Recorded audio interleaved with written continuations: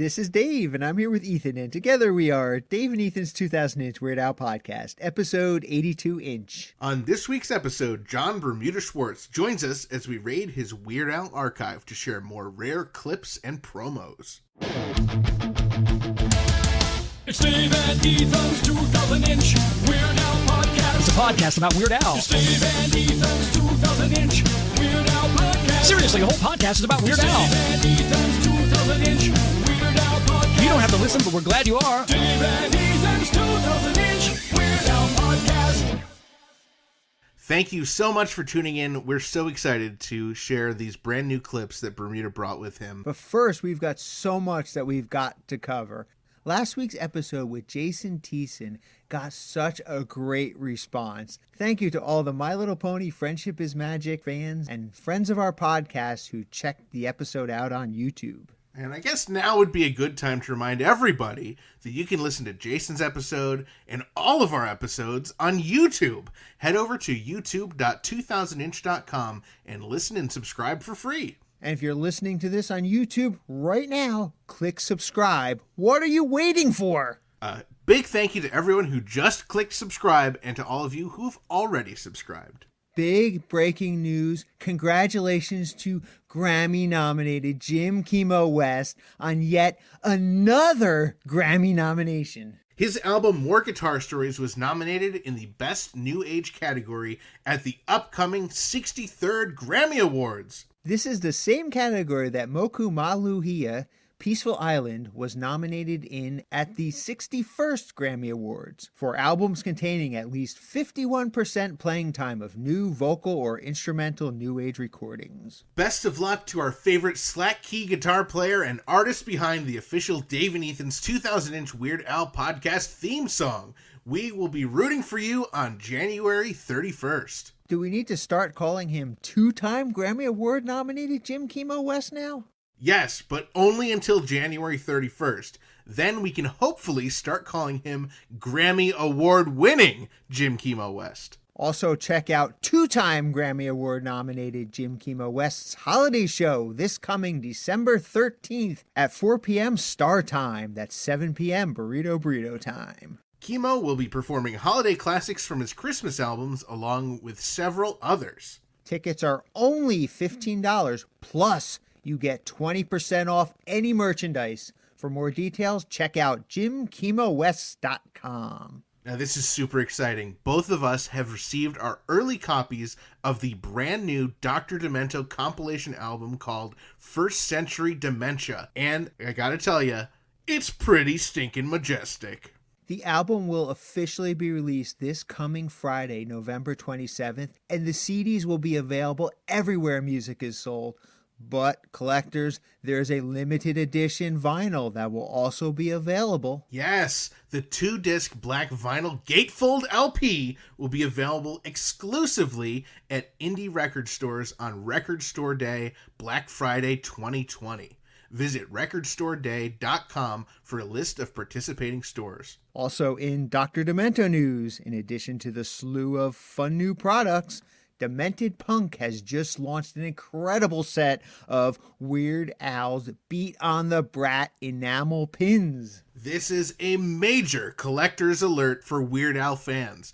To get your set, don't wait. These will probably sell fast. Head to DementedPunk.com for these awesome Weird Al enamel pins. Demented Punk also has new Wormio's fish head pins, the Barnes & Barnes Christmas album Holidays in Lumania on vinyl, a new set of face masks, and plenty more. I know where I'm shopping for Christmas. DementedPunk.com. Weird Al is scheduled to make yet another appearance on Puddle's Pity Party this weekend. Puddle's Home Alone Holiday Special debuts this Saturday, November 28th on puddlespityparty.veeps.com. Now also making an appearance, Jack Black, Patton Oswalt, and Santa Claus. Wow, the real Santa Claus? What do you mean, real Santa Claus? Of course it's the real Santa Claus. Who else would it be? Yeah, okay, I guess you're right. For more details, check out puddlespityparty.veeps.com. Yesterday, November 24th, was a very special anniversary in Weird Al history. Yes, November 24th was the 34th anniversary of Weird Al appearing on The Joe Franklin Show back on November 24, 1986, where he debuted the Joe Franklin song. Our friend and big podcast supporter, Mike Minnick, sent us a great parody of the Joe Franklin song, all about our podcast. We are thrilled to have the privilege to premiere Mike's parody on the anniversary of the original Joe Franklin song that Weird Al wrote. Since the anniversary was yesterday and we missed it, we can't wait for you to all hear it on Wednesday, November 24th, 2021, the 35th anniversary. We look forward to sharing that parody with you next year. Thank you for all of your hard work, Mike. Here in the good old USA, tomorrow is Thanksgiving, and to help us celebrate our good Canadian friend, Chris Sear sent us some Thanksgiving-themed artwork. You'll definitely recognize Chris's artwork style. He does amazing artwork and has surprised us on many occasions with incredible custom drawings. His newest batch has Dave and I as, get this, pumpkin pies with pilgrim hats covered in whipped cream. You can't get any more American than that. Actually, you can get more American than that because, in a twist, Chris also sent us a drawing of a giant turkey gorging himself by eating both of us. Now, what's even more incredible is not only does the turkey resemble the alien on the Food album cover art, but you can see our skeletons picked clean with nothing left but our beard and glasses and apples in our mouth. I guess beards and glasses and apples just aren't on a giant alien turkey's diet. Good to know! So happy Thanksgiving to all of our U.S. listeners and a happy Thursday to Chris and all the other Canadian idiots. Speaking of a traditional American Thanksgiving feast, do you know what they call a quarter pounder with cheese at Burrito Burrito's new pop-up Wizard Burger? They don't call it a quarter pounder with cheese? No, man. They're vegan there. They wouldn't know what the heck a quarter pounder is. What do they call it? They call it Royale with cheese. Royale with cheese. What do they call the Orc Popper Burger with Melba sauce? Orc Popper Burger's an Orc Popper Burger, but they call it Lay Orc Popper Burger. Lay Orc Popper. What do they call a Whopper? I don't know. I didn't go into a Burger King. I went to Wizard Burger, part of the vegan Mexican restaurant Burrito Burrito in Troy, New York. This week's episode is brought to you in part by vegan Mexican restaurant Burrito Burrito in Troy, New York, home of the 2-pound double wrapped in the quesadilla Burrito Burrito. Come on down to Burrito Burrito and Burrito Burrito your Burrito Burrito. Find them at burritosquare.com and at Burrito Square on Instagram. And remember, not every burrito is a Burrito Burrito Burrito, but every Burrito Burrito Burrito can be Burrito Burritoed. Wow. While Ethan is recovering from that ad, I am excited to introduce our guest this week. This is a real treat. We have back with us our good friend who happens to also be Weird Al's drummer since 1980 and the author of the brand new book, Black and White and Weird All Over, The Lost Photographs of Weird Al Yankovic, 1983 to 1986. We are honored to welcome John Bermuda Schwartz back to the podcast. How's it going, Bermuda? That's going very well. Thank you very much. The book actually just came out. It just is officially released now. And I think is doing well. I don't know. I got one review on Amazon, and it's 5 stars. Oh, hey. So you can't beat that. That's pretty good. 100% 5-star ratings. Woo. Love it. Wow. Last time we talked to you, the book was just being announced and just going on to pre-sale, and now actually having seen and held and read the book, it completely has lived up, if not surpassed expectation. It is just completely pretty stinking majestic. Thank you. And I'm very proud of it also. Once I saw, I've had a copy in my hands for a little while, and you guys have copies, and Al's, I watched Al thumb through the copy that I gave him, and everyone loves the book, and it makes me very, very proud. I mean, I'm very, very happy that it's being well received. So especially by Uber fans like you guys and the Uber fan himself, Big Al. So that the fact that he likes it, that's most important of all. If he likes it and approves it, then I'm good. So it officially came out on November 17th, but of course, depending on who pre-ordered it, from where, and if you got the special edition one, some people have had it. What's the most surprising comment you've gotten so far? I don't know. I mean, I had hoped I would get good responses, and I have. So I don't know if anything was so surprising. And, you know, it was very nice for Dr. Demento to you know, say it looked great, be very proud. And that means a lot coming from him. But everyone's given me really good reviews, and not like, you know, oh yeah, nice book, you know, good, hope you get back to drumming soon. I mean, I've gotten some very genuine, you know, from family and friends, and I, you know, watching Al thumb through it. He went to every page, and while I stood there and made him, and he really, you know, he had seen, you know, what photos were going into the book, of course, but, you know, he hadn't actually seen the book till I handed him one. Right. And he thought it was really cool. He thought it was very, very cool. And I'm gonna spill the beans right here and now. I know there were 250 numbered box sets, and he got number 27. I gave him number 27. And Wow. So if you're wondering where that number went, he's the guy that got it. And there you go. So don't look for it on eBay, anybody. What makes him so special? I don't know, you know. I can't think of a better person to get it other than possibly myself or Ethan. Right. Number 27. Well, I have some blank cards. I'll just make you up a couple of number 27s, and whoever gets it on eBay first, there you go. Okay. No, I wouldn't. I can't do that. Actually, I might take one of those cards and make a 0 out of 250. Oh, that'd be that good. would be kind of funny. That would be good. And then that would replace the missing number that is Al's number. So really, there's only 249 actual buyers of the book. Right. And Al's got that number for himself. You could start doing negative numbers, like, you know. Actually, there were some promo copies, like the copies I got are not out of the original 250, but I still got a card, and I suggested numbering them starting like at 251 out of 250, and, you know, 275 out of 250 and stuff like that. So I thought that would be kind of fun. And then, so my personal copy is number 284 out of 250. So it's kind of an impossible number. Right. They're all impossible numbers. But negative numbers would have been fun. I hadn't thought of that. If we do another special edition and we run more than 250 of them, we'll go negative numbers after that.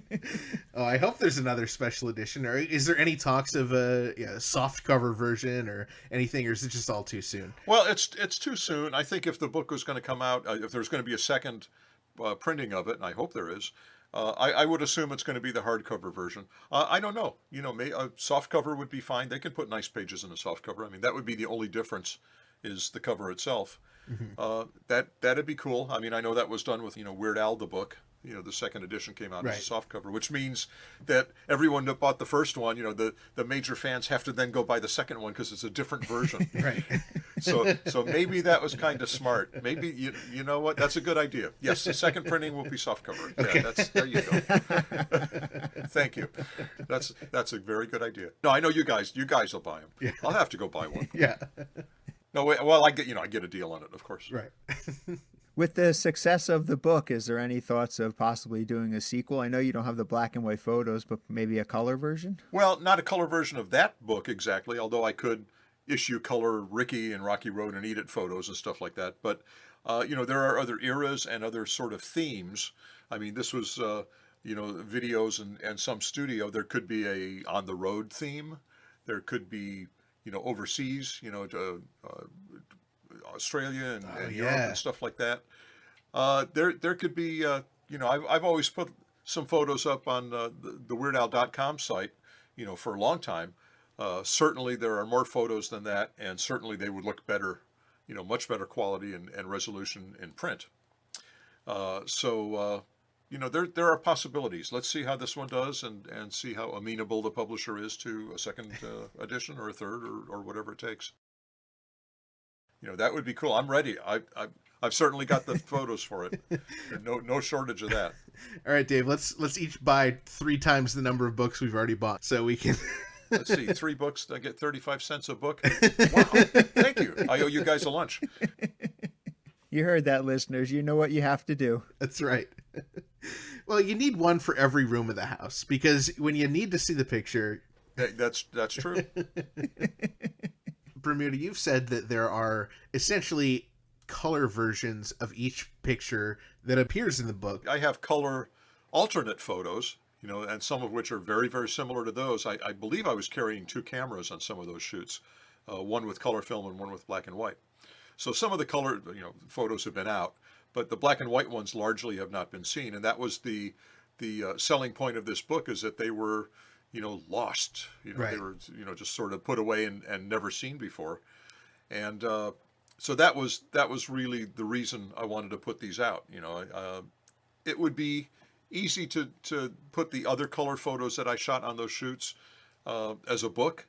That might be a little too much duplication. That's why I think perhaps a different era, Right. the touring years. Well, we're still in the touring years, I hope. I think there's another theme. So I don't want to just sort of say, and now here are the color, alternate shots from this. You can see how some of them were very close to the black and white. Are there any color photos that did not have a black and white counterpoint that you wish could have been included? I don't know. No. Okay. Okay. No, I mean, they are what they are. Yeah. Even if you had, I didn't want to take any color photos and make black and white out of them, to force them, into those chapters. Right. Okay. I will tell you a little secret, and it's not a giant secret, but that's a big secret. That's a large secret. It's important.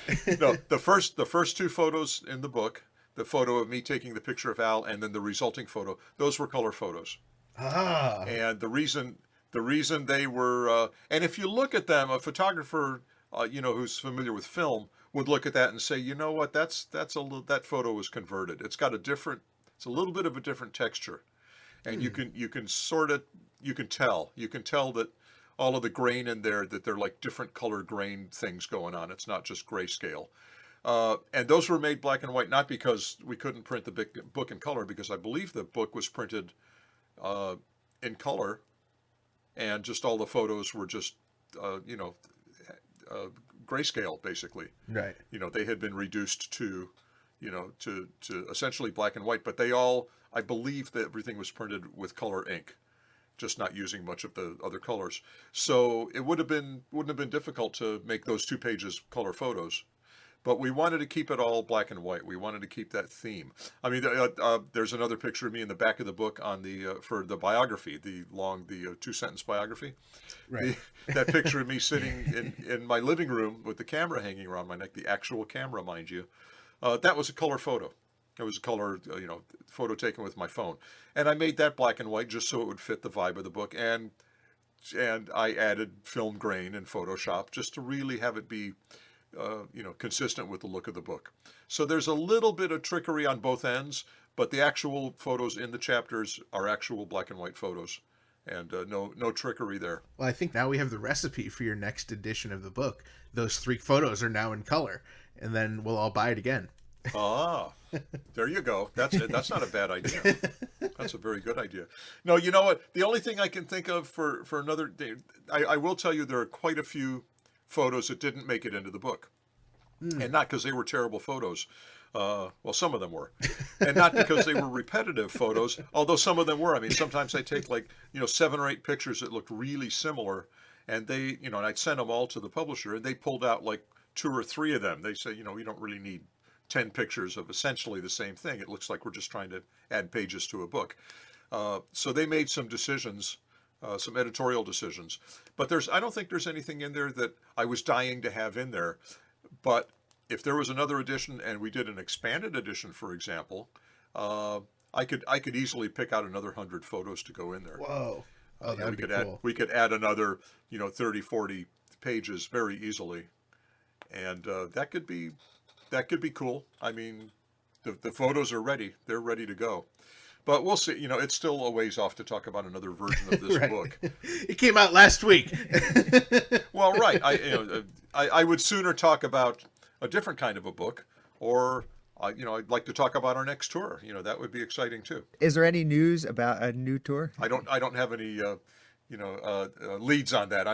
I would love to talk about it. There isn't anything to talk about yet. So, more important than a book to me would be getting back on the road and going out and signing all the books that people bought, and then I can think about another book and another tour and stuff like that. Can you tell us about the experience of signing the books? Well, I'm right-handed, so I hold a Sharpie in my right hand, and I went through several Sharpies so they would all be sharp, and I opened up to the first basically white page I could find, that would work with my right-handedness, and I signed that top of the page, and it was pretty cool. I signed like 300 books in about 90 minutes. Whoa, that's great. Wow.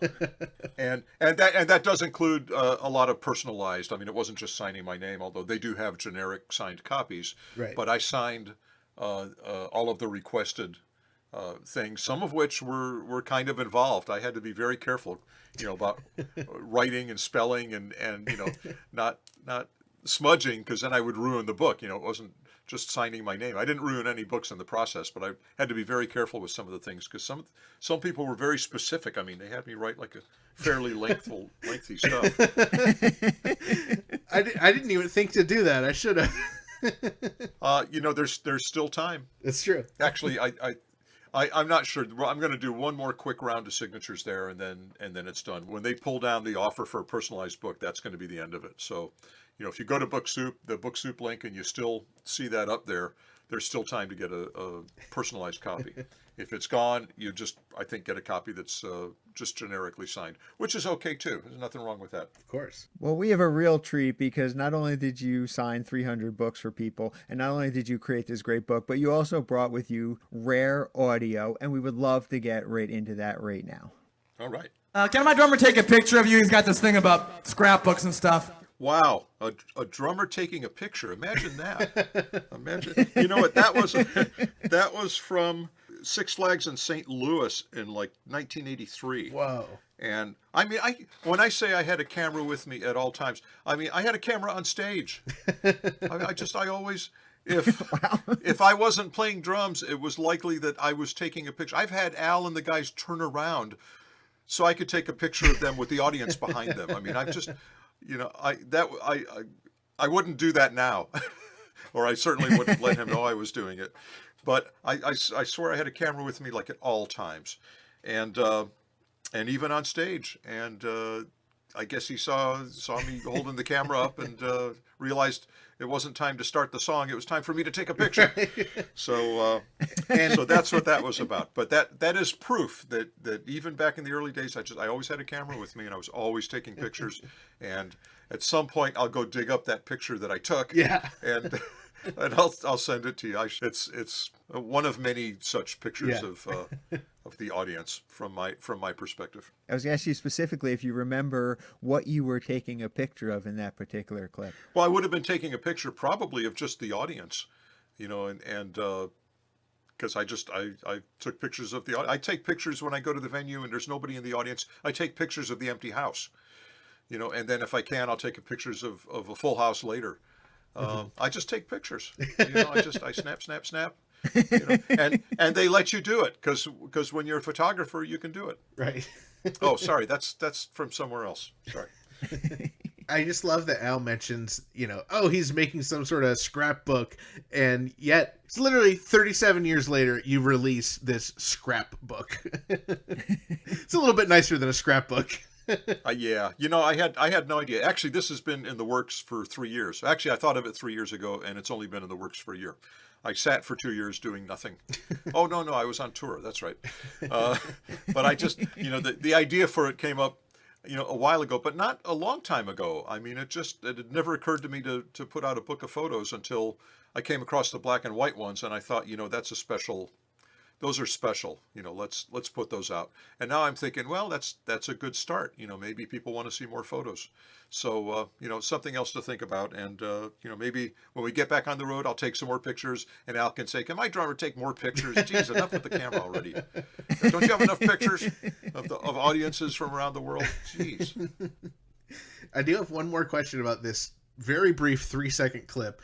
How did you come across this? Were you just listening to that concert, or did you know to look for it? I'm very curious about that. Well, in addition to taking photos, I also taped every show. Right. So I have the entire show, and I think it's something that I had pulled out a long time ago when I was transferring the tape, and I heard that go by. I thought, oh, that's a fun clip, that's. So I mean that's how I got to that. I've actually saved that as its own little bite, as it were. Now, this next audio clip is really awesome. It's from a show called Star Trek from 1984. And in it, Al talks about the making of the Eat It video, which, of course, we get to see a lot of those pictures in the book. So let's play the clip now. I'm Vicky McCarty, and this is Star Trek. We shot it in 2 days, which is the same amount of time they took to shoot Beat It, except we did it for a lot less money. It may have cost less, but Weird Al Yankovic's Eat It video took a lot more imagination. Coming up, we'll hear what happened to some of the original Beat It locations on Star Trek. With Eat It, Weird Al Yankovic demonstrated his songwriting and comic skills. Now he's taken the parody one step further and applied his offbeat talents to the video screen. Al explains where some of those weird ideas for his video came from. It was pretty much written by myself and my manager Jay Levy, who also directed it, made his directorial debut, as well as Robert K. Weiss, who's a friend of ours who produced the Blues Brothers and Dr. Detroit and Kentucky Fried Movie and Police Squad, and has just been around and knows everything. And we just sat around for an entire evening in front of the TV set with our VCR, and we just watched Beat It over and over and over and over and over. And by the end of the night, we had a whole notepad full of ideas of things we could change and little gags we could put in, and basically just storyboarded it from there. The next step was duplicating the stage set. The whole thing was done on a soundstage in Los Angeles because the original locations that Michael used are gone. I mean, the warehouse, well, I was told that the warehouse had burned down and the diner was condemned, and they couldn't find the alley or something like that, or we couldn't use it for some other reason. So we just had to make everything from scratch. Weird Al Yankovic. For Star Trek, I'm Vicky McCarty on the Westwood One Radio Network. That is really cool. Is that available anywhere else, or is that just something in your archives? Well, that was a radio show done by Westwood One, where I worked, where Al worked, actually, before I did. And he was already gone by the time that was recorded. It's ironic. He was an employee there and then disappeared and then was being called back for interviews and stuff like that. And that was, I don't know how many radio stations aired that. Maybe, 200 radio stations. And I think at the time that was sent out on a reel-to-reel tape. Oh. Like it didn't make sense for some reason to press an LP for that. So those were sent out on tape. So of course anything that I knew had Al in it, I worked at the company, I scrolled those away. So I actually have, the shows that were sent out. There's a cue sheet, a sheet that explains what the different segments are, what the commercials are, stuff like that. Now I should add that the host, Vicky McCarty. Now if you're a fan of Wheel of Fortune, you might possibly know the name. She was in the running to be, Vanna White was not the original letter turning girl. And I forget who the original one was, but they were looking for another one. And Vicky McCarty was in the running. And Pat Sajak apparently liked Vicky. Wow. And, thought she would be good. And for whatever reason, Vanna turned out to be, the final choice. I don't know if the producers got involved or what. So that's one of her claims to fame. She was the host of the Star Trek radio show. It was called a short feature because they were usually like 3 minutes. They were just little things put in. It wasn't like a 60-minute show, that you would listen to. It just sort of, you'd be hearing the radio, and then at 5 minutes, to 4 every day or something, you'd hear this little short feature. So Star Trek was one of those. So she was the host of that. And she was also, if you have a copy of the Playboy September 1979 issue, she was also the centerfold. Oh, wow. So, yeah, a lot of people are going to be looking for that now. Yeah. The prices have just gone up on eBay. Oh, and she was also, for those in the industry, she was also married to a producer and a record executive named Jimmy Iovine. And Jimmy, I think, was, I don't remember if he was with Interscope or he was an executive. He's easy to look up. Iovine, Jimmy Iovine. Isn't he the guy who co-created Beats headphones? He's one of the producers on the American Idol show. It's instrumental behind that. I'm not surprised. No, he's well known and well entrenched in the industry. So that was her ex, I believe. Wow. So she had a lot going for her back in the day. She, centerfold, et cetera, et cetera. Okay. Very interesting. Wow. So that's all I can say about that. Now, what's interesting in that clip is that Al mentions that the music video was written by his longtime manager, Jay Levy, but also Robert K. Weiss, who was behind the Blues Brothers and the Naked Gun films, but he also played a bartender in UHF. Yes, that's right. Yeah, that was very cool. Jay was associated with him, with Robert, and that was very cool. I think he was involved in the Dare to Be Stupid video. I have color photos of him. Oh, cool. So, maybe we could do not a book on him, but maybe a page. Right.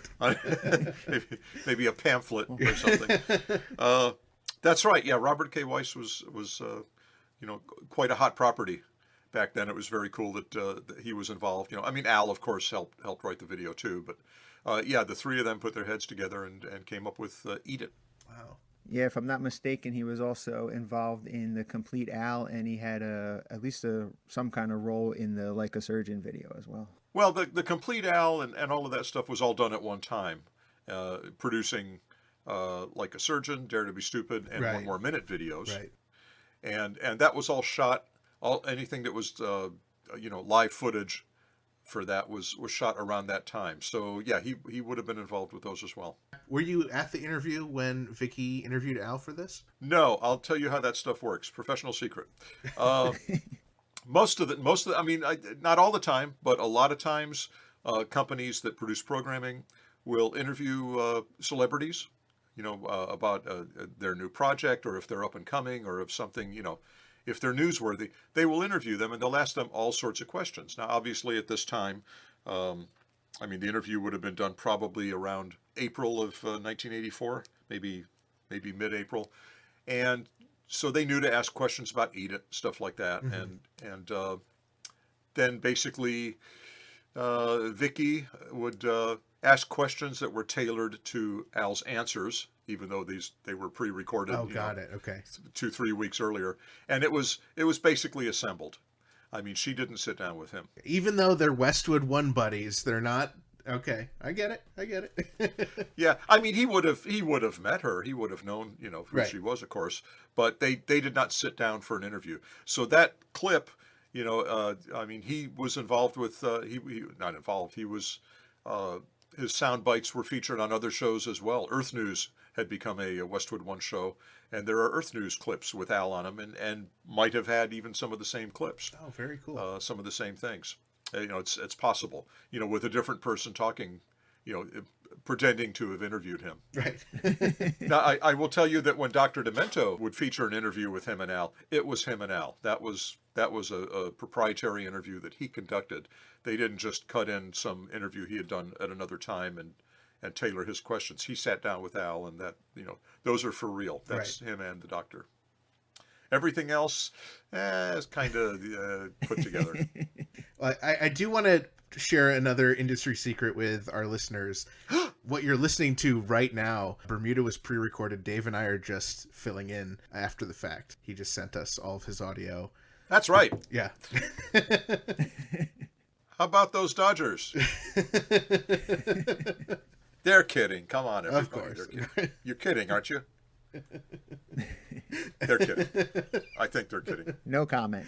All right, well, I'm so glad that you mentioned Dr. Demento, because you did bring with you a couple clips from the Dr. Demento show, and I want to get into one of them from 1976. Let's play that one right now. Now it's time for the Dr. Pepper Puzzler.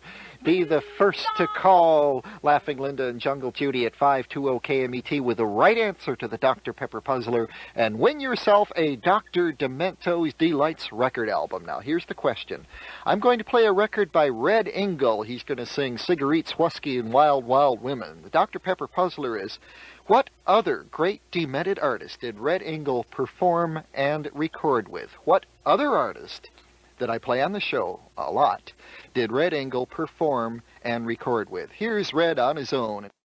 And we have a winner on the Dr. Pepper Puzzler contest, and it's the fellow with the accordion who sung his songs for us on the show a couple of times, and he's as fast on the telephone dial and with the right answers as he is with his accordion fingers, right? Yes, it's Alfred Yankovic, who not only is pretty fast with the fingers, he's pretty fast with the right answers on the test, too. He's the valedictorian of his class at Linwood High School. Congratulations, Alfred. A smart boy, that Alfred, and he won our Dr. Pepper Puzzler this week. The answer, Red Ingle performed for several years and made some fine records with Spike Jones. What a smart boy that Al is. And valedictorian. Wow. That is such a cool clip. Now, of course, Al was already known on the show. He had already submitted Belvedere Cruisin', and this was on the May 30th, 1976 show. So, I mean, that was pretty cool. It's funny that he didn't call him Weird Al. I don't really remember at what point he became Weird Al. Well, actually, it hadn't happened yet because he wasn't at college yet. Right. He had or was just about to graduate at this point in 76. So he was not yet Weird Al at that point. Interesting. Wow. Yeah, it's so interesting to hear Dr. Demento call him Alfred, and it's also just interesting to hear him called a smart boy because, you don't think that he is, 16, 17 years old at this point. Yeah, he would have been 16. He wasn't yet 17 even. Wow. That's so cool. Now, was that common at the time for Alfred, I guess, to call into the Dr. Demento show and answer these contests, these puzzlers, or just to call into the show in general? I don't know. I mean, I suspect, I mean, I used to do that too. I mean, I would try and call in and do that kind of stuff. I mean, I know Al's ear was firmly planted to the radio on Sunday nights. Dr. Demento did his show live here in L.A. And, before there was a syndicated version even. Yeah, I guess he called in. I mean, I don't know. I may have some other clips around. I'm not sure. That was one that I got from Al. Oh, okay. Al used to put things on 8-track tapes. He would record stuff on 8-track tapes, and I got all the tapes and an 8-track player and digitized all the stuff, and then and sort of dumped it into an archive, and that was one of the things I pulled out. I thought that was pretty cool. So that wasn't from the Dr. Demento archive. That was from Al's actual personal recording? Well, his recording of the Dr. Demento show, yeah. Right. That's so cool. And just while you mention 8 tracks, as collectors, we're always looking to find unique and interesting things. Are there any official releases of Weird Al on an 8-track that you're aware of? Not that I'm aware of. The only thing I could think of that possibly could have been on an 8-track was the K-Tel album from 1981, 82, something like that, Just for Laughs, which had Another One Rides the Bus on it. I have to believe it was on cassette, although I've never seen one. And it was from the era when they were still doing 8 tracks, just barely. 8 tracks were being phased out pretty much. Thriller, I believe, was the last album, 1982, was it? 83 maybe? That came out on 8-track because Michael wanted it to come out on 8-track. So, of course, CBS is like, oh, yes, sir, yes, Michael. So that's the only possibility. Oh, it looks like My Bologna was on there, too. You mentioned that you called into the Dr. Demento show and tried to enter some of these contests. Did you ever win any of the contests? No, not the call-in. I wasn't that clever.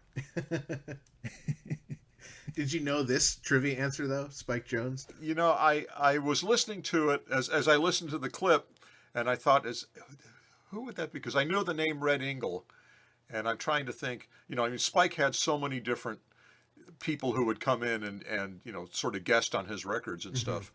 I probably would have guessed it, and especially when Demento says, someone I play a lot. Right.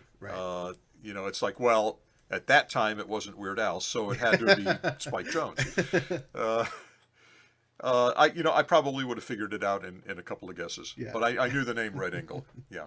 Now, we've got another clip here from Dr. Demento, and this is a really important one. We just celebrated the 40th anniversary of this. Let's take a listen. Now we're going to have, as an added attraction, some live music here on the program featuring Weird Al Yankovic. Let's try one channel here. Does that channel work? Okay, I'll see. Yeah. Yes, we're both live. Okay, scream and holler a little bit, and I'll set the level. Scream and holler. Now play some music, Weird Al Yankovic. Okay.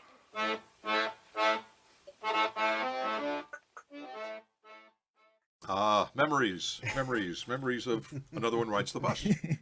Yeah, that's such a great piece of audio. I mean, this, you never hear that intro unless you were listening to Dr. Demento or you have a tape of that show. I mean, that's just so awesome and so iconic to hear.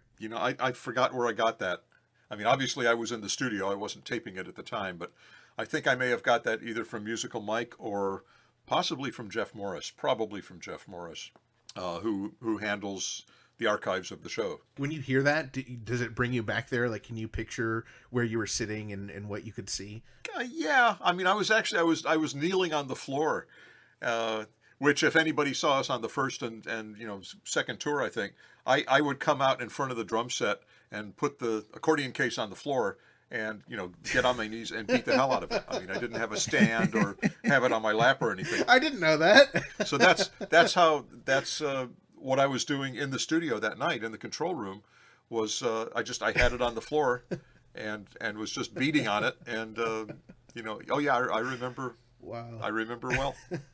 So when you performed that song live back in the 1980s, you performed it on an accordion case. At what point did you finally transition over and start performing it on drums? Well, I never ever actually performed it. We never tried to do the song as an actual Queen version. It always had to be the accordion, version with the other guys clapping and stuff like that and the sound effects and all, as opposed to My Bologna, which we originally played like we did on the first album, and then ultimately played more like the Knack. As particularly the drums. I mean, I wasn't doing the Knack drum parts on the first album by any stretch. That's just how we did it. But that's how we did a bunch of the songs. We weren't that authentic in terms of capturing the original vibe of the song. Much less duplicating it like we started to do after a couple of albums. Right.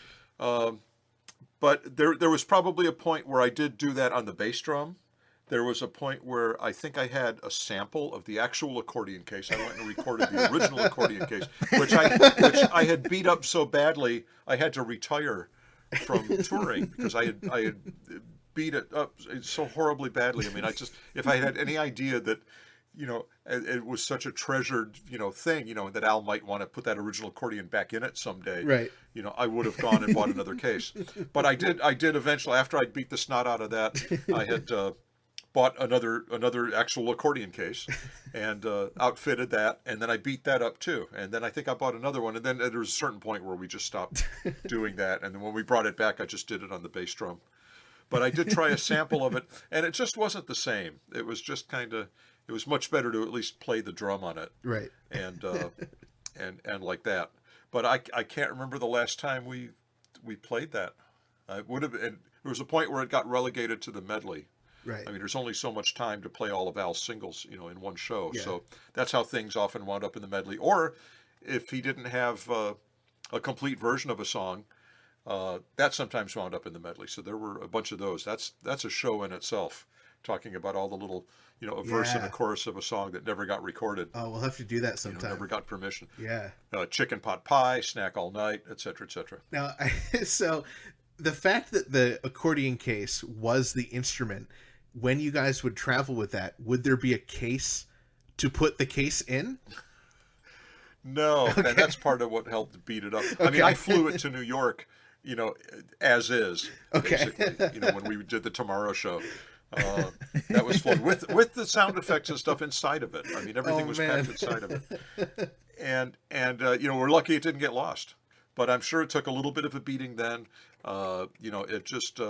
Now, we handled all of our own gear on the first couple of tours, so I probably personally babied that myself. Right. So I was careful with it.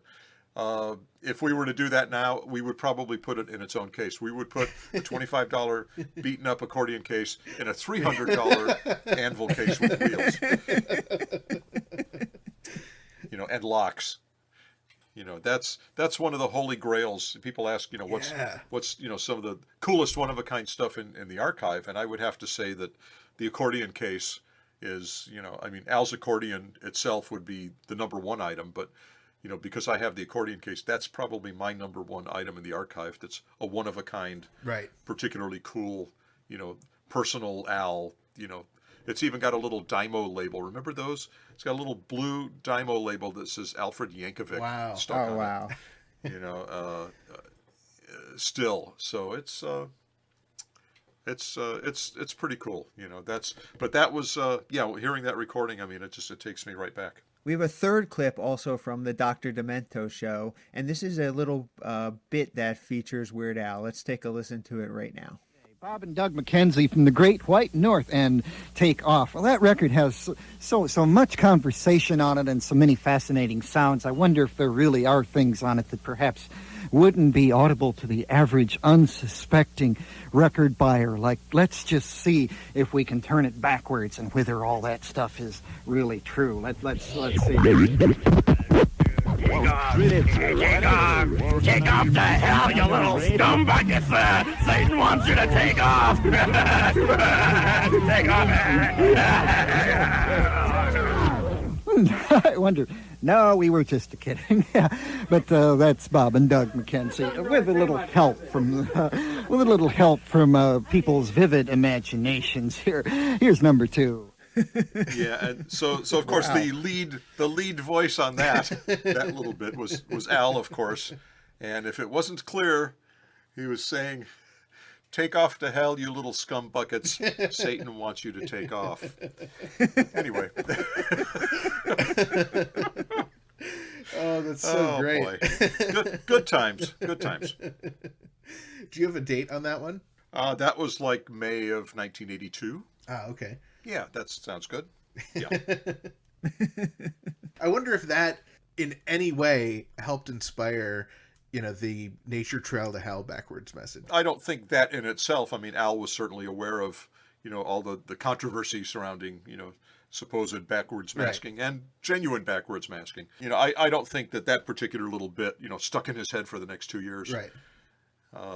I don't know. Sometimes he does get an idea and it never leaves his head. So, this idea for the orchestral tour of 2019 had been rattling around in his brain since summer of 2016. Oh, wow. Wow. I wonder what else is rattling around in there. Both of the backward masking clips do mention Satan, so there is a possibility that there was some connection between the two. Oh, yes. Satan eats cheese whiz. Yeah. That's... I hadn't thought of that. That's it's very. Then Satan was in his brain for a couple of years. He just had to let him out. Which actually explains some of the songs on the second album. Wow. Oh, that's too bad. Okay, sorry. Now I get it. That clears up a lot. Okay.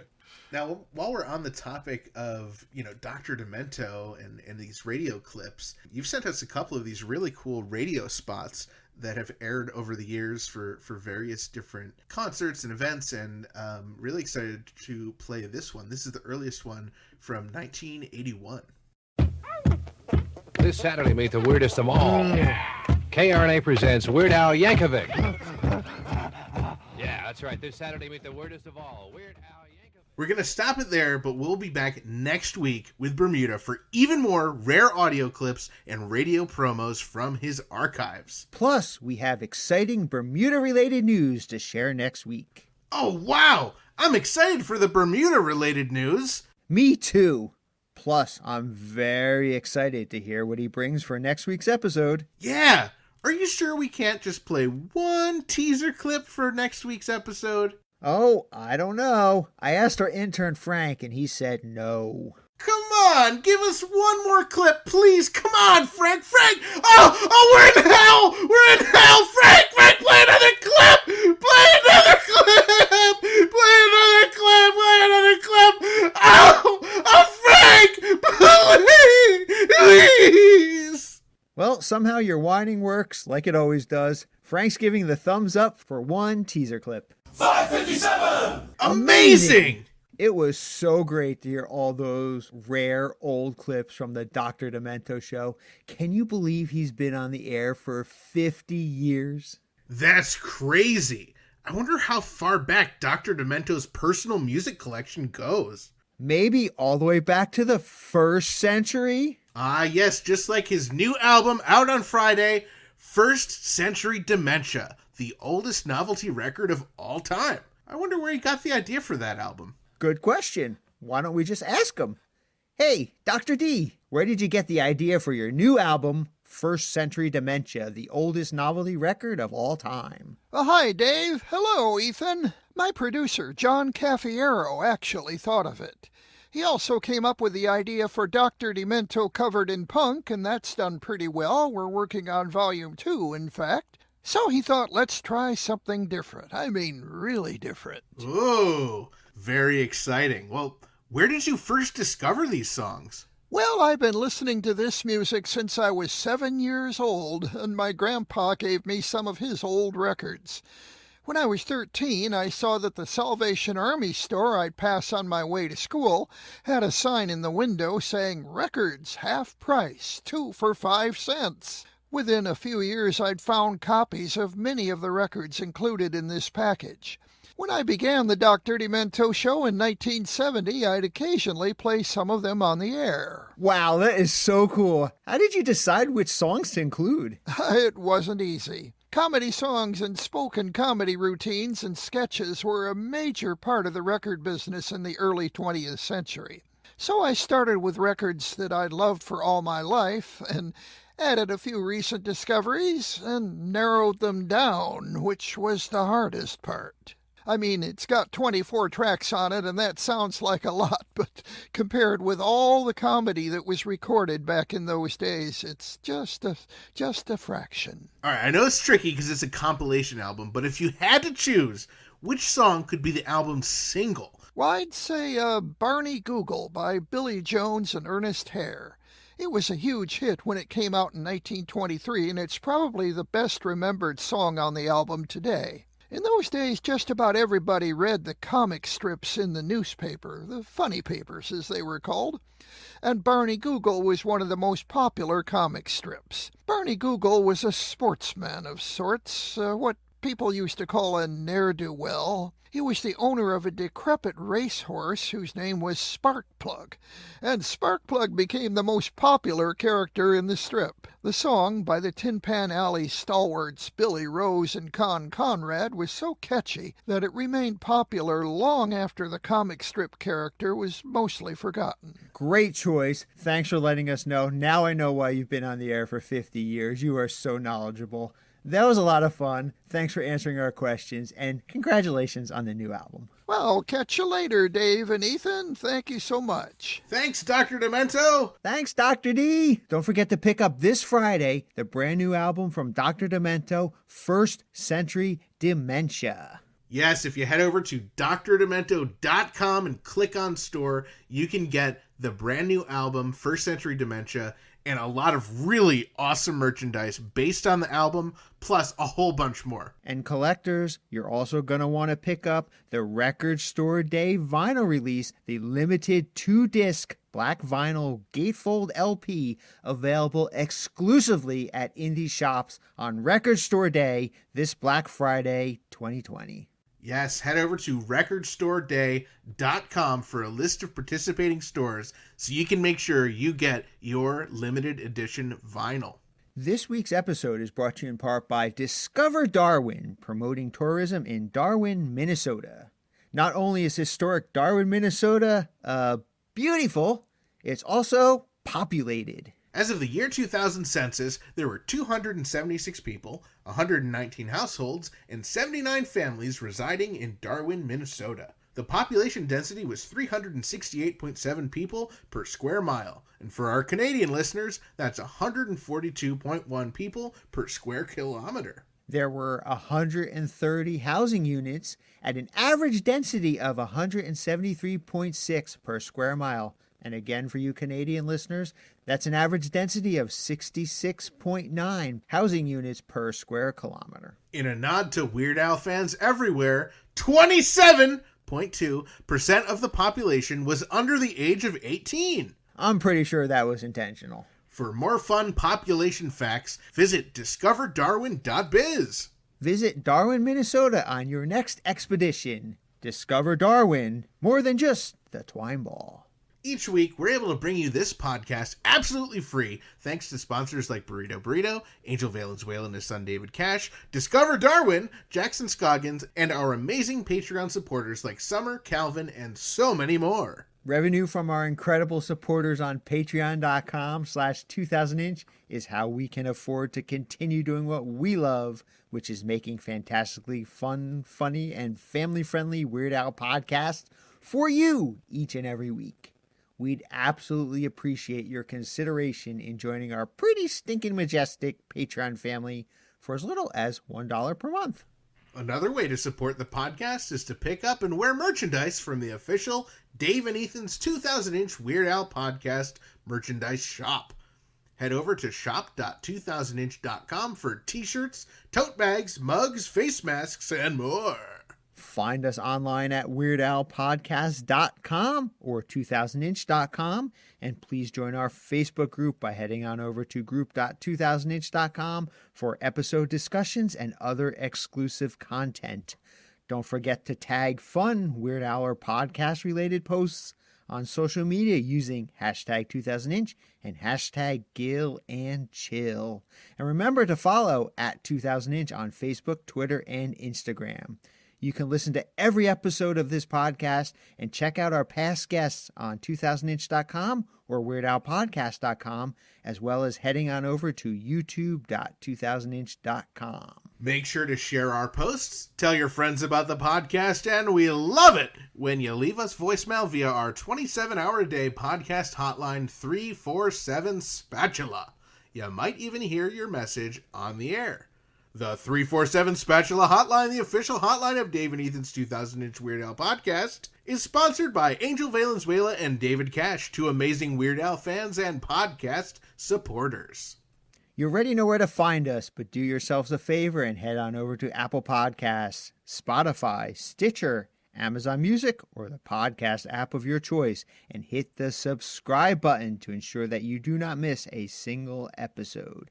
New episodes drop every Wednesday, and bonus episodes may drop at any time. Thanks again to this week's guest, John Bermuda Schwartz. Thanks to Dr. Demento and John Caffiero, Chris Sear, Mike Minnick, and thanks to all of our listeners, subscribers, Patreon supporters, and sponsors, and everyone else who made this episode and podcast possible. Tune in next week, episode 83-inch, to hear the exciting conclusion of our chat with Bermuda, where he promises to share even more rare clips and promos.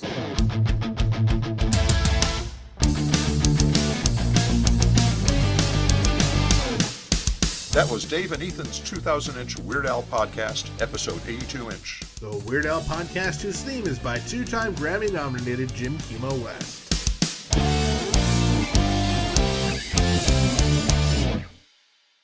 Am I right? I better look this up. I want to make sure I've named the right song because I put it in the archive for a reason. Just for laughs, laughs, J, A, B, C, D, E, F, G, H, J, H, I, just, okay, hold on. I got too many things in here. It's taken me a while to scroll. Just for laughs, ha, ha, ha, ha, okay.